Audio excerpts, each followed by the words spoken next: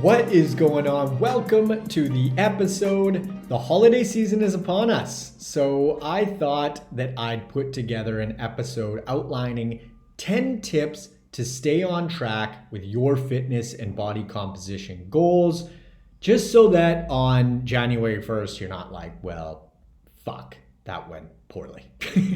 So I'm going to outline exactly what I do and what I recommend to my one-on-one coaching clients when they've got a staff party, a Christmas gathering, or whatever. So let's dig in here. Tip number 1 is to favor lean protein. The 3 macronutrients are protein, carbohydrates, and fat. Alcohol is technically the 4th, but let's stick to the main 3 for now. Protein is the most satiating macronutrient, meaning per calorie, it's the most filling. So 100 calories worth of protein is more filling than 100 calories worth of carbohydrates, and even more so than 100 calories worth of fat. So protein is the most satiating, followed by carbs, and lastly, fats. I'd recommend getting a solid portion of lean protein every single time that you eat. So some examples are chicken breast, turkey breast, white fish, eggs, low or no fat dairy, leaner cuts of red meat. And the reason that I say lean protein is because we don't want to drive up calories via fattier sources of protein because we're going to be consuming plenty of fat. Fat is all over the place and incredibly easy to get, especially when we're eating out, and meals out and this time of year go hand in hand. Tip number 2 is to go ham on the veg. Veggies are super high in food volume and super low in calories. So get at least a cup of veggies in per meal, but I'd recommend closer to 2 or 3. Tip number 3 is to be very aware of added fats. Like I mentioned, fat is easy to get. It's everywhere. So there's no need to go about adding fat to your meals right now because A, it's added calories that we don't need, and B, it's the least satiating macronutrient. And so that's why we want to heavily favor lean protein and veggies. This also includes quote unquote healthy fats because calories from nuts, seeds, and avocados still add up. Tip number 4 is to use the scale. There is a big tendency to avoid the scale this time of year because, ignorance is bliss, right? Well, in this case, ignorance is just avoiding the obvious because you live in your body and you can feel it, right? Also, you may actually be more on track than you think that you are. But if you're avoiding the scale altogether, that avoidance and lack of knowing where you're at may actually drive you to make more poor food decisions because of the fuck it mentality that so many of us can fall into, which could make things even worse. However, if you just use the scale, you might be like, oh shit, I'm actually doing quite well. And knowing that could actually help you to keep things in check even more. So use the scale. It is an awesome tool. It's not the be all end all, but man, super helpful to keep you on track. Tip number 5 is to identify your limit and stay within it. So ask yourself, how many drinks does it take for me to start making funkier food decisions than I would have if I was sober? So let's say that it's 3 drinks, cap your alcohol intake at 2 bevies per outing. As far as specifically what alcohol to go for, there's an element of just drink what you enjoy here because you probably will anyway, right? But also, if there is a type of alcohol that fills you up more so, beer is a classic example of this for a lot of folks, go with that because it will reduce your calorie intake via food. Now you might be thinking, doesn't beer have more calories in it though? Yes. However, if it crushes your appetite to a degree that you eat fewer calories than the extra calories from the beer contains, that's a great trade-off and therefore a net win big picture. So feel this one out for yourself. Tip number 6 is to use social pressure to your advantage. The classic example of this is being the DD. If you find drinking highly tempting and you have a rubber arm in social situations, Just drive, because drinking and driving isn't socially acceptable. And therefore, we can use that social unacceptability to our advantage by putting ourselves in a situation where we really don't have the option to overconsume booze. Otherwise, you're just a dick. It's like, I'm going to get impaired, reduce my alertness and brain function, and then get in a machine that moves super fast around all sorts of people and put their lives at risk. It's truly one of the most selfish things that someone can do, right? So yeah, social pressure for the win in this scenario. Now, as far as a super overarching general rule in regards to alcohol as a whole, you may have heard me say it before. I got this one from my boy Rob Wolf, who's been on the pod a couple of times. Drink just enough to enhance your sex life, but not enough to impair performance. And that goes for men and women. We tend to think that alcohol can only impair men's performance. However, the equivalent of the female erection is lubrication. Now, we've got pills for dudes and lube for ladies, but if you need either of these things, your body is letting you know that something is off, because priority number one of the human species is to turn calories into babies. And therefore, if the baby-making functions aren't working at optimal capacity, something is off. And the answer is lifestyle, not a blue pill or a tube of lube. But I digress. Let's get back on track here. Tip number 7 is to hit your 10,000 steps every day. Get your baseline level of movement in every single day, regardless of whether you implement formal workouts or not. Because calories tend to go up this time of year, and if you reduce your movement along with that, not a good look. That combo is far from ideal. Now, a decent proportion of my clients don't actually work out. And you might be surprised to hear that because they get such great fat loss results. But this is a prime example of just how powerful nutrition and walking are, and how overrated workouts are in regards to fat loss. Having said that, I work out. I love working out. It's truly one of my passions in life. Moving my body is so much fun. Exercise is great. It's just heavily overrated in regards to fat loss. That's all. It's just the truth. If you happen to have some days that are a lot busier than others, and as a result, hitting 10K every day is more difficult, just hit a 70,000 step total for the week. This way, you're still averaging 10,000 steps per day. It's not quite as good of a setup just because moving every day will have you feel better as a whole. It's got some additional appetite regulating benefits and circadian rhythm benefits, but hitting your weekly total is still awesome, so no sweat. Tip number 8 is to keep your sleep on track. Lack of sleep duration and quality drives poor food decisions. So for example, whether you're aware of it or not, you're making better food choices when you're well slept versus underslept.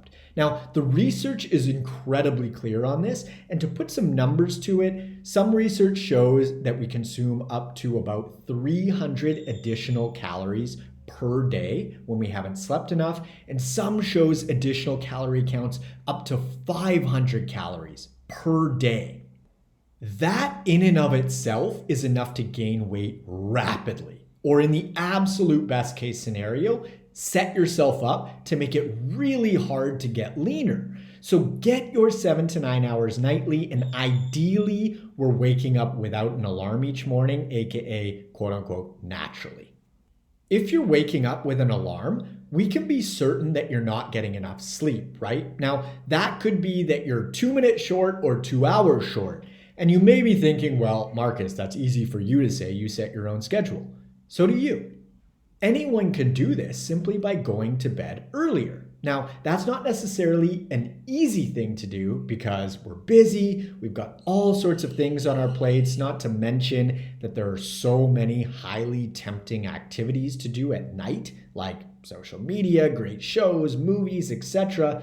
But this is a choice, and it comes down to what your priorities are. Now, the exception here are parents that have their kids waking up frequently throughout the night. I understand that's tough. Just do the best that you can. As a side note, if you'd like to shift your bedtime, just know that you're going to have to sacrifice a little bit of chill downtime up front, but you'll get it back. Now, what do I mean by this? Let's say that in order to get the amount of sleep that you need, you've got to hit the hay 1 hour earlier than you are right now each night, which unfortunately means no time or less time for Netflix. Once you establish that new bedtime, which shouldn't take more than 3 to 4 days max, assuming that you're staying consistent, you're going to feel so much better. And as a result, you're going to be so much more productive that you're going to get that Netflix time back. So if you can forego that entertainment time for 3 to 4 days, it will pay off big time. Tip number 9 is to keep stressors in check. Now, if you square away your nutrition, movement, and sleep, then you're going to handle everyday stressors with relative ease. But if you don't, anything that pops up is going to be more difficult to deal with. A lot of folks find this time of year specifically to be stressful. And if you're one of those people, I'd recommend taking 15 to 20 minutes to write down your shoulds, shouldn'ts, and beliefs about this time of year, and then deciding whether they're working for you or not. For example, let's start with the most obvious one, the belief that this time of year is inherently stressful. I find this one fascinating because nutrition, movement, and sleep tend to all take a hit this time of year, and our alcohol intake tends to increase. Now, let's put this time of year aside for a second and insert these behavioral changes into March 1st instead of December 1st. You're going to be playing from behind, right? So is it really this time of year that's the issue, or is it how our behavior and habits tend to shift given the cultural tendencies of this time of year? There is nothing inherently stressful about December as a month. It's no different than January, February, or March.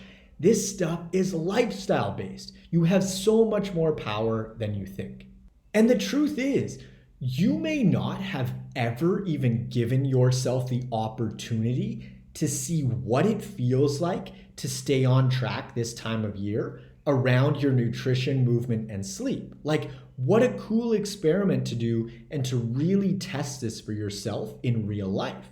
Not an easy experiment to execute because of cultural tendencies and temptations, but we can't just throw our hands up in the air and say that it's this time of year when our habits change so drastically.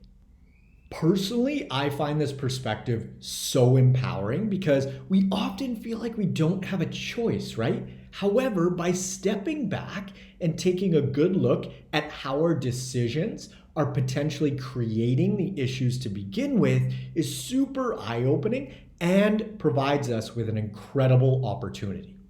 Now, you may still choose to make the exact same decisions. That's totally cool. But at least this way you're choosing them from a place of awareness versus feeling like you're at the mercy of this month called December. Like, how empowering is that? We have a lot more say in our sense of well-being than we think when we look at this stuff through an objective lens. Tip number 10 is to protect your food environment. You cannot control who brings what to work or what the spread looks like at your Christmas parties, unless you're the host. However, you have 100% control over what you fill your fridge with. Also, if you want to stay more so on track at a party and you're not sure what is going to be offered up, feel free to take a sharing platter of some sort that you know for certain is congruent with your goals. That option is always on the table. Now, I wouldn't recommend bringing home any leftovers unless they are single ingredient whole foods, just because if they are around, you will eat them. It's not a matter of if, it's a matter of when. Alrighty, so now let's run through an example day when you've got an event at night. This is exactly what I do and how I recommend my coaching clients go about setting themselves up. So I've got a Christmas party tomorrow night, all right? First thing in the morning, a big glass of water and a couple of cups of black coffee go down. Then I either go for a walk or hit the gym. I always walk to the gym. And the reason why I like to move early is because I really find that it sets the tone nicely for the day and I make better decisions as a result. Also, getting light exposure via being outside will anchor your circadian rhythm, which will improve your sleep that evening. Bonus. If this happens to be a work day, you might not be able to swing a walk or a workout first thing. All good. Just move when you can. Breakfast looks like some lean protein and veggies and possibly some fruit if I feel like I need it. A typical example is egg whites with some sliced zucchini, tomato, and salt and pepper for taste. There is no added starch or fat here because I'm emphasizing lean protein and veg. Lunch looks fairly similar to breakfast in the lean protein and veggie sense. My lunch as of late has been a big ass salad. So I slice up an entire head of romaine lettuce, add some cucumbers, maybe some red, green, yellow, and orange peppers, along with some chicken breast, Dijon mustard, salt, and pepper. So good, so satiating. I'll also have a whole piece of fruit here if I feel like I need it, which usually looks like a gala apple. Love galas. Right before heading to the event, 2 to 3 cups of raw cut up veggies dipped in salsa with a massive glass of water. And then head out and enjoy. Now it's important to note that you don't want to go so light food-wise during the day that you head into your party or event friggin' starving, right? And then you overeat to a degree that's over and above what you would have taken in if you had just eaten normally and then gone out. Know thyself and strike a balance here for you. This may take a bit of practice as you get more and more in tune with your body. The next morning, coffee, water, move your body, and boom, you're rolling. And just remember, you are only ever one meal away from being right back on track. So if you overdo it one night, it's all good. There's absolutely no reason to toss in the towel. You're fine. No one ever undid all of their results from one single meal. You can look at it like a relationship. Every day with your partner is not the best day that you've ever had with them. And when one of those days pops up, you're not like, well, there goes our relationship. No, you care about this person and you're committed for the long haul. The same concept applies here. Now, if you did decide to indulge, exercise the rule of twos, which is you never eat 2 off-track funky meals in a row. Now, if you fell off for a whole day, it's all good. Implement the rule of twos in regards to never putting 2 funky days in a row together. At the absolute worst, you're dialed in 50% of the time. Social pressure. I want to cover this one quickly. Oh, come on, one dessert won't hurt you. Have another bevy. 'Tis the season. I only see you once per year. We've heard it all, right? In regards to alcohol specifically, driving is foolproof and it shuts down the have another beverage combo immediately due to the social expectation. So that one is fairly easy if you choose to be the DD. If you do decide to drink, just stay true to your word with the limit that you set out beforehand and start crushing waters as soon as you hit that limit. Soda water with things like lime in a tall glass with plenty of ice looks like a beverage and also tastes delicious. Food is a bit tougher. However, you can always say that something upsets your stomach. Like, who's going to argue with that? Oh, I'm good on the cheesecake tonight. Dairy doesn't agree with my stomach. End of conversation. Or X food makes me feel like shit and it's just not worth it to me. I'm good, but thank you. I appreciate the offer. There are 1,000,001 ways to communicate this stuff, and it may take some practice, but in general, if you want to stay on track, I'd recommend saying something that shuts the door versus leaves it open. For example, you don't want to say something like, oh, I'm trying to stay healthy tonight, because that language, trying, leaves the door open versus something like, oh, I don't eat X food anymore because it throws my stomach off. You want to be very clear about the choice that you're making and not leave any cracks in that statement, if that makes sense. Now, taking a giant step back for a second, you can totally just wing it this holiday season. However, That typically leads to disappointment and regret. And you're listening to this, which means that your health and fitness is super important to you. And also, I'm a big believer now in kicking the year off feeling awesome because I like to think about it like first impressions.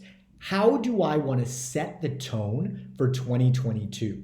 Do I want to start my year hungover, bloated, and lethargic, or do I want to kick things off feeling energetic, excited, and inspired? If you're interested in applying for one-on-one nutritional coaching and or workout design with me, you can click the link in the description below or head on over to n1fitness.com/coaching.